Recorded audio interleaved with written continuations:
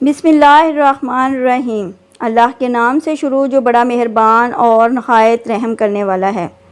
ناظرین محترم، دنیا فانی ہے۔ اس دنیا سے ایک نہ ایک دن ہر کسی نے جانا ہے۔ آج ہم بات کریں گے قبر کی پہلی رات کے بارے میں کہ قبر کی پہلی رات کیا ہوتا ہے۔ ایک حدیث ہے جس کا مفہوم کچھ اس طرح سے ہے کہ رسول اللہ صلی اللہ علیہ وآلہ وسلم نے ارشاد فرمایا کہ اللہ تعالیٰ کی طرف سے قبروں پر ایک فرشتہ متعین ہے۔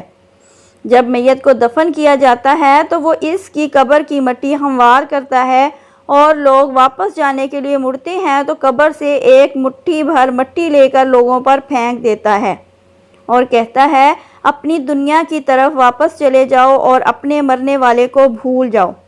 حضرت علی رضی اللہ تعالیٰ عنہ نے فرمایا کہ میں نے رسول اللہ صلی اللہ علیہ وآلہ وسلم کو یہ فرماتے ہوئے سنا کہ انسان کی مشکل ترین رات قبر کی پہلی رات ہوتی ہے، کیونکہ جب اس کے دوست، احباب، رشتہ دار، اولاد اور اس کو دفنانے والے اس کو دفنا کر چلے جاتے ہیں تو وہ انسان روتا رہتا ہے۔ ہر ایک دوست کے پاس آتا ہے، اسے روکنے کی کوشش کرتا ہے کہ مجھے چھوڑ کر نہ جاؤ، لیکن افسوس کہ اس کی کوئی آواز نہیں سنتا۔ تو اب وہاں پر قبرستان میں ہر کوئی اکیلا رہ جاتا ہے۔ تب ہمارا سامنا ان فرشتوں سے ہوتا ہے جو ہمارے اعمال ہوتے ہیں۔ اب وہ کس شکل میں ہمارے سامنے ہوں گے، اچھے ہوں گے یا برے، اس بارے میں کوئی کچھ نہیں کہہ سکتا۔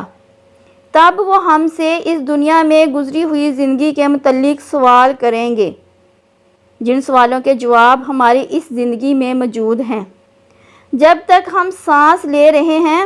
ایک حدیث ہے جس کا مفہوم کچھ اس طرح سے ہے کہ رسول اللہ صلی اللہ علیہ وآلہ وسلم نے ارشاد فرمایا کہ تم قبرستان جایا کرو، کیونکہ قبرستان موت کو یاد دلاتا ہے، اس سے عبرت حاصل ہوتی ہے۔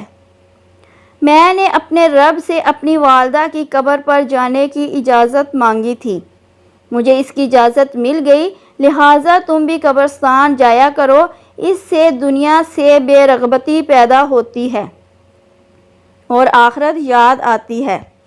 حضرت سیدنا سعید بن مسیب رضی اللہ تعالیٰ عنہ فرماتے ہیں کہ ایک مرتبہ ہم حضرت علی رضی اللہ تعالیٰ عنہ کے ہمراہ مدینہ منورہ کے قبرستان گئے۔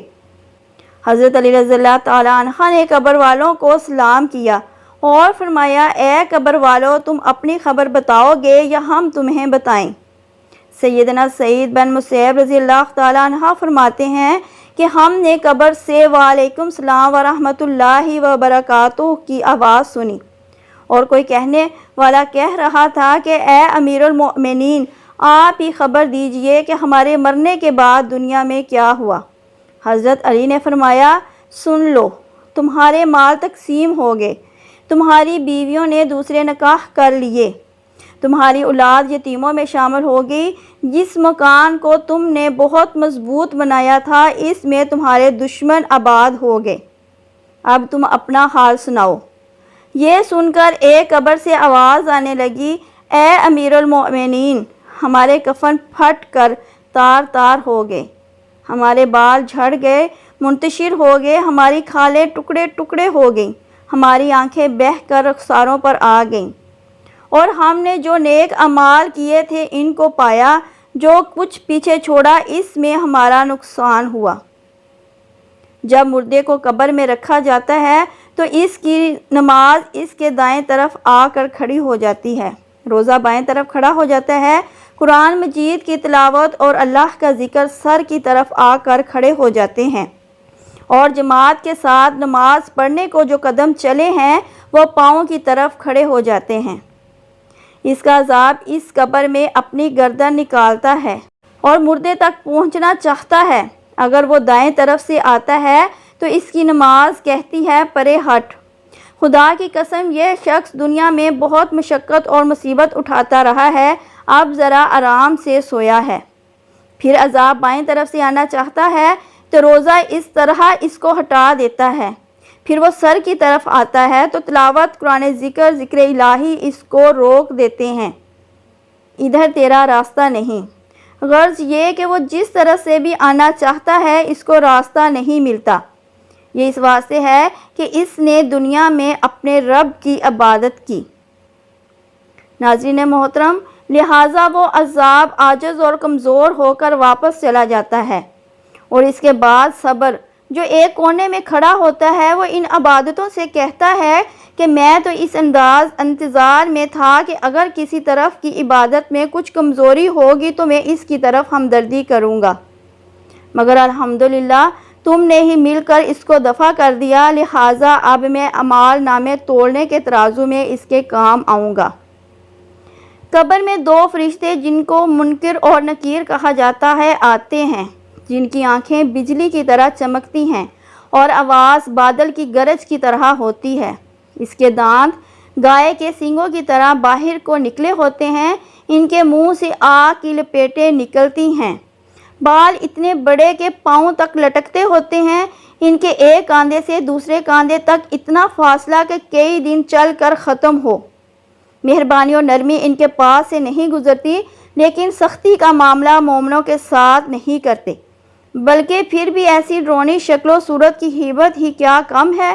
ان دونوں کے ہاتھ ایک بہت بڑا لوہے کا ہتھوڑا ہوتا ہے کہ جس کو اگر تمام دنیا کے جن اور انسان مل کر اٹھانا چاہیں تو اٹھانا تو درکنار اس کو ہلا بھی نہیں سکتے۔